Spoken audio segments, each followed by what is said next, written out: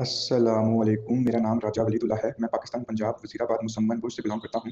मैं मैम ज़ारा की टीम का इन्वेस्टर हूँ और मैंने सबसे पहले स्मॉल अमाउंट मेरे भाई ₹80 से वर्क स्टार्ट किया था, जिसका मुझे बहुत अच्छा प्रॉफ़िट हुआ। फिर मैं बाद में 600, 1000, 2000 पे आया, जिसका मुझे बहुत अच्छा प्रॉफ़िट हुआ।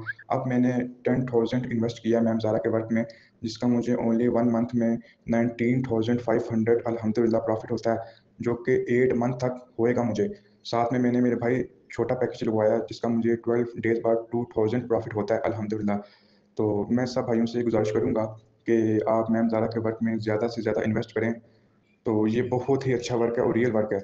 अगर इनके अखलाक की बात की जाए तो इन जैसे अखलाक का मालिक मैंने आज तक अपनी ज़िंदगी में नहीं देखा। बहुत ही अच्छे अखलाक के मालिक हैं, बहुत ही अच्छे अखलाक के मालिक हैं। अल्लाह इनको हमेशा खुश रखे, सलामत रखे। हमारी दुआएँ इनके साथ हैं, हमेशा रहेंगी।